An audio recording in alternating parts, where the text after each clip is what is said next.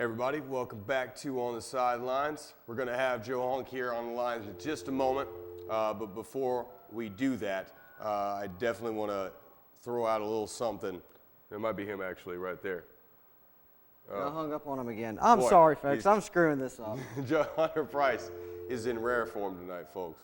But want to talk about these hover helmets. Make sure you check those out on Facebook. Also check out the On The Sidelines Facebook page. And after we get done with Joe. And after we get done with Joe, call those lines. Yeah. Hey, Joe Hunk of WMSP in Montgomery has joined the program as promised. And we're going to talk about baseball because Joe is our resident baseball guru. And we've been talking to him pretty much since August about baseball. Really, July, truly. June, July, honestly. It's been a while. I mean, football kind of wipes it out for you. But, Joe, appreciate the time, man. We have finally made it to the Classic. And I'm not talking about the Magic City Classic. I'm obviously talking about the October Classic. World Series time, and we finally got just a Hollywood type matchup. We've all seen the memes. The rookie and is going against Major League, and it's finally here. And I mean, these two teams combined have waited something like more than 130 years combined for a title.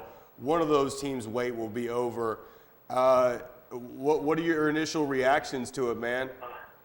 I will tell you right now that I have not been this anxious, this nervous, this flustered since I honestly cannot. I'll probably go back to the times when the Braves were in the NLDS and were Game 5s in 03 and 04 or 02 and 03 because I'm seriously sitting here right now and 03 is when I really started following the Cubs because after they beat the Braves, I was like, okay, I want this team to win the World Series.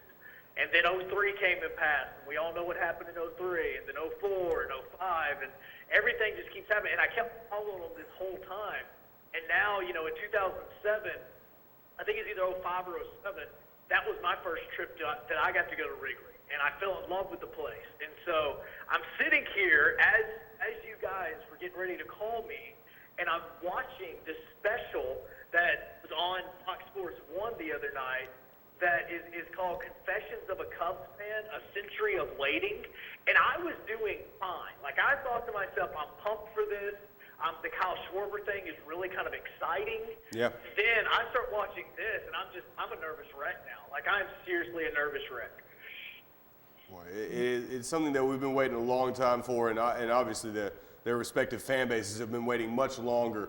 But it's crazy because people mention a lot the Cavs winning the championship and somebody lifting the curse off the city of Cleveland. I think that's crap. I think that's just not giving proper credit to what Terry Francona has done in Cleveland, putting this team together.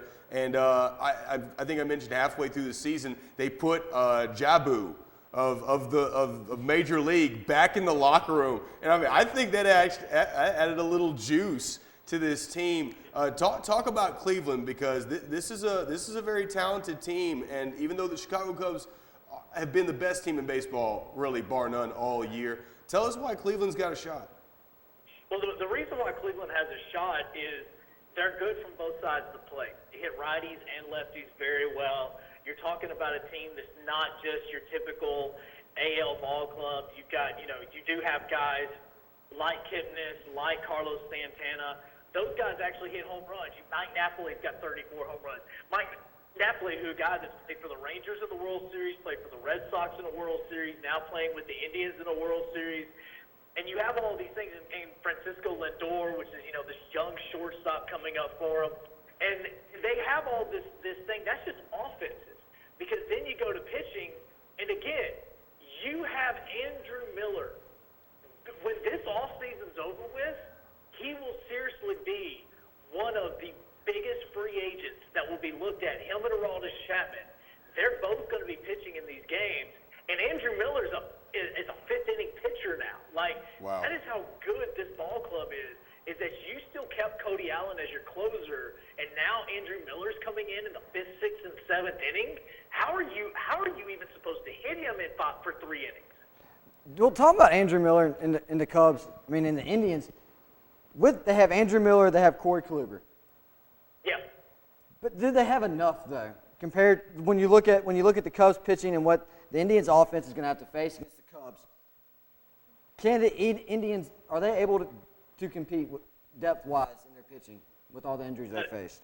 The thing about this game that makes me a little bit nervous for the Cubs from their side of it is the fact that right now you have the Indians that are, through the regular season to the least was batting .259, which was one of the top 11 teams in baseball right now off of righties. Whereas in the Cubs, on the other hand, we're batting .252, which again, it's only .07 points. But where the Cubs were 20th in baseball, the Indians were 11th in baseball, and in baseball, that's a pretty big jump. And with that being said, the Indians only have 2 lefties in their entire rotation that's going to be pitching. They're nothing but righties, and that is what the Cubs kind of struggled with throughout the season. And yes, you're going to see guys like Corey Kluber tomorrow night. You're going to get Trevor Bauer. I don't know for how long, but you're going to get him. Even Danny Salazar is going to be on the roster for the Indians. And all of these are really, really good pitchers that all of this combined, the pitching this should seriously be a low-scoring series. This seriously, like you were talking, if you look back to the Game 1, Game 2 of the series between the Dodgers and Cubs and how it was like, 3-4. It was like 4-4 until the Montero Grand Slam. Uh-huh. Then you had 1-0 with the Clayton Kershaw game. Like, that's seriously what we could be looking at. 2-1, 3-2, 4-1. Like, that could be the type of ball games that we're looking at through this whole series. So you really think this Indians pitching staff is going to step up to the plate? They have to this point. This is when pitching staff step up is the most important time in the playoffs. No, and also you have to put into it a fact that, yes, weather is going to play a part into both of these. Mm-hmm. We seriously don't know right now about what the weather is going to be like in Wrigley Field. And when you're talking about a Cubs team who has, Rizzo has hit 32 home runs this year. Chris Bryant is still trying to make an MVP candidate with 39 home runs. You have Addison Russell starts stepping up towards the end of the season. Javier Baez is starting to hit the long ball. And now you're bringing Kyle Schwarber back, that whenever they're at Wrigley, he's going to be a pinch hitter. The thing about this Cubs team that does make me worry is if they go into a game where it's going to have your typical Chicago October weather and there's going to be wind blowing in at 20 miles per hour, that's better suited for the Indians than what it is for the Cubs. Is it? I thought it was the Windy City. Oh, it's the Windy City, but if you can't hit a ball, if you hit a ball that would normally go 450 feet and it stays up and only goes 300 right into the right fielder's glove, it is not going to benefit you whatsoever. Yeah, in other words, it's not power hitters' weather. Yep. Look, okay, quick pop quiz for you guys. I know you're interviewing me, but I got a pop quiz. All right. Hit us. Stolen bases wise, who was the Cubs' leader in 2016 when it came to stolen bases? Ooh. I'm going to take a guess and say Jason Hayward. Who'd you say? Jason Hayward. Okay. Oh, boy. I don't know. I can't even answer that question. Just pick a name, man. Aroldis Chapman. Aroldis Chapman, he's a pitcher. He's going to lead the Cubs in stolen bases. No. Exactly. It was actually, now again, the guy that it was makes sense, and it's Dexter Fowler. Well, yeah. He only stole 13 bases all season. No, I do remember reading about that because they have the lowest stolen base. There's a baseball player that, I can't remember his name, he leads the National League in stolen bases, has more stolen bases than the Cubs, correct? Right. And then you can turn around and you can look at the Indians on the other hand, and their leading stolen base guy, Rajai Davis, 43 stolen bases. That's incredible. So what I'm saying is if this gets into an atmosphere where, again, if you remember back in 1997 when the Indians played the Marlins, I want to say it was Game 3, that it was snowing. It was like 15 degrees in Cleveland. At the time, it was Jacobs Field. And you had this extremely cold ball game. You're looking at a low-scoring game because the only time it's not going to hurt to swing is going to be if you hit a ball out of the park. That's the only time it doesn't hurt your swing. But other than that, you have to put those things in. So, yes, the Cubs broke out in Game 5 and Game 6 and started stroking home runs. And, yes, they lit up one of the best pitchers in baseball in Clayton Kershaw. But it still makes me nervous that they are a team that relies on the long ball as much as they do. And in postseason play, that normally doesn't benefit you. Yeah, I agree. Well, we're closing down here. At the end of this series, I believe either Cleveland or Chicago will burn to the ground. Possibly both at the same time. Possibly both.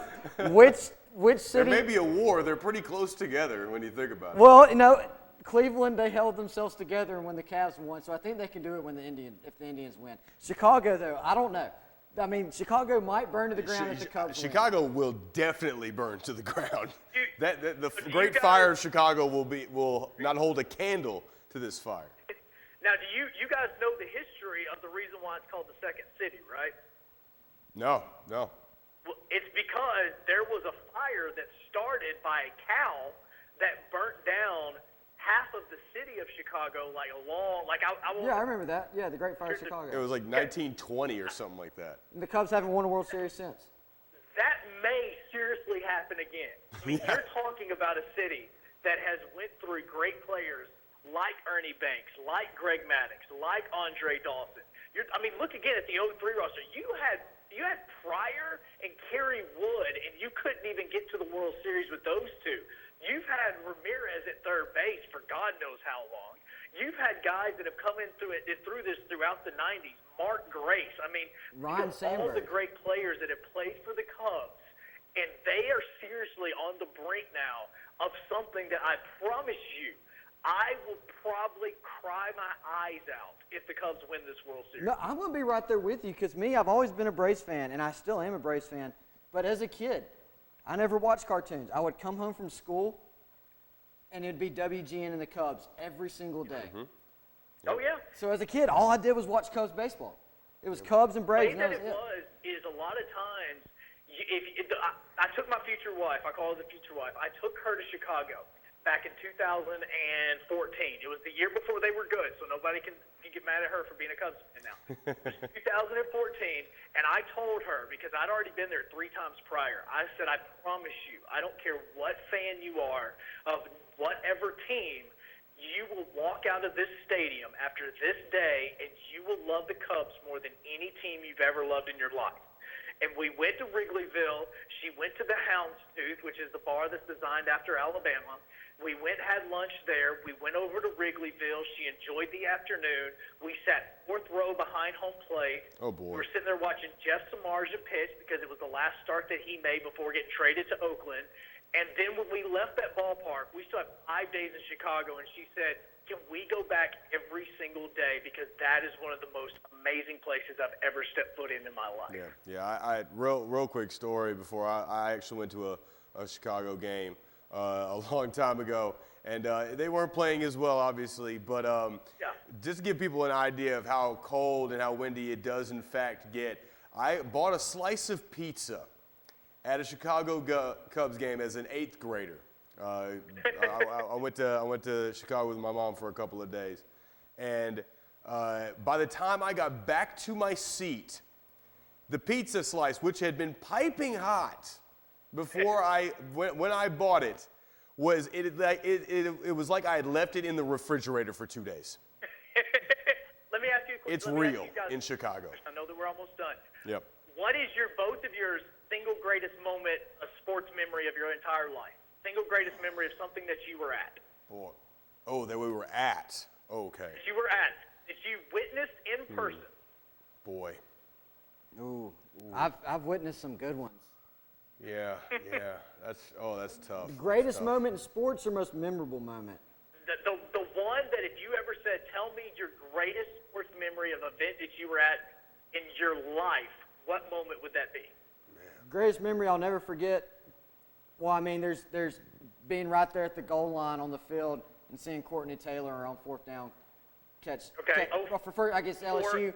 The 04 LSU game. Yeah, but for me, I think I got to go Auburn, West Virginia, Hurricane game. Wow. I was in the student section. My phone was ruined. None of us left. It was a waterfall going from the upper deck to the bottom deck, and there was over a foot of water filled up on the most insane drainage system on a football field. Sitting there watching this show right now would probably say the greatest moment in sports that they had ever been at would be the kick six, which, I mean, again, hate it or love it, it's probably going to be the greatest moment in the state's history, 100 years. I would say that my first trip to Wrigley Field is tied with the kick six because I was in the stadium to see Barry Bonds at 7:52 and 7:53 at Wrigley Field. No way. Wow, man. It's on YouTube. Barry. If I never can remember the day, but I'll always remember Bonds at 7:52 and 7:53. It was when everybody was booing him like crazy. The moment the ball went into the air, which he hit it out on the street right behind right field, and I'm not kidding, the entire stadium at Wrigley started jumping up and down and screaming exactly like they did Saturday night when they clinched, and then 4 seconds later started booing Bonds like crazy because they were like, oh my God, we were there for this great moment. Wait, we hate you. Yeah. Dang it. Dang it, Barry Bonds. You made us love you for like 2 seconds. Well, exactly, and that is exactly what, again, my greatest moment in my life from a sports fan was being in that stadium for that particular moment, and I can't ever look anywhere past it, so I want it to happen there. Cool. no, it has to happen there. And so, if it's your pick, you're saying you got to pick the winner. You're saying Chicago Burns, Cubs win. Oh, God, please don't make me pick a winner because look, here's what I'm going to do. I'm picking Cleveland because I am not going to be the one that jinxed Chicago on this. Hey, I'm with you, man. Cleveland in 6. Cleveland in 6. I wanted, if I had the perfect ending for this, I would have it be somebody like Arrieta that's on the mound, which I know he's pitching game 2. He'd most likely come back for game 5 or game 6. And I would love to have game 5 in Wrigley for that to be the moment. That's what I want. I mean, I don't care if this is a Red Sox moment. I don't care if they sweep. I don't really care. Just to see it happen in Wrigley would be the greatest sports moment I could ever witness, even though I'm not there. By the way, do you see how much seats are going for at Wrigley? $12,000. Oh, it's absurd. $12,000. It's absurd. But you can get one of those seats on top of the buildings. If you had bought if you had bought your ticket on Sunday, you could have bought you could have bought some seats on top of the buildings behind Wrigley Field for $1,500. That's where I would have wanted to say. That was as a kid watching the Cubs. That would have been a dream. Nothing cooler if you're watching the Cubs. They're going for a sweep in a series, and you look back behind the buildings, and everybody's got their brooms going back and forth. Yeah, man. Yeah, man. Look, Darren Ravel tweeted out that 4 tickets right behind home plate, about 5th row, for game 4 just sold on StubHub for $64,000. And I'm not even joking. $64,000 for seats right behind home plate, game 4.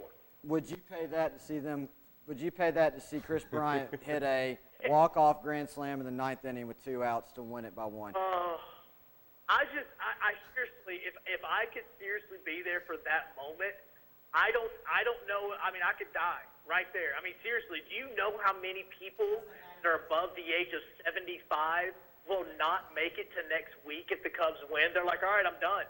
I seriously am done. Yeah, I'm done.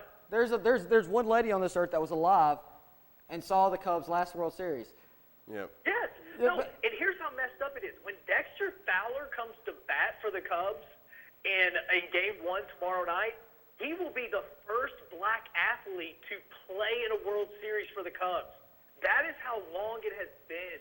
Wow. Like literally the world and society has changed since this happened. Like completely has changed. Dodgers the last time the Cubs had won or played in the World Series. Amazing. Amazing. Boy. All right. Well, Joe, we're definitely going to have you on to react to all this once it all gets done because I already feel it. It's a great feeling. It'll be a series to remember, and we thank you for your time tonight, man. I'm glad that Auburn and Alabama have bye weeks with Auburn playing Ole Miss and Alabama playing nobody. Yeah, I good can timing. focus on the World Series. Yeah, no doubt. Awesome, guys. I appreciate it. All right. Joe, have a good one. Thank you. All right, man. See you guys. All right, everybody. That was Joe Hunk of WMSP in Montgomery, program director down there. We'll have him on once again after the World Series concludes. It's going to be an awesome series. Cleveland Indians, Chicago Cubs. America's been waiting for this for a long time. We don't have much time left in the show, so let's go ahead. Let's cut the break real quick, and we got to come back. All right. We got to get a break real quick. All right, everybody, stick around. Last 5 minutes, right around the corner.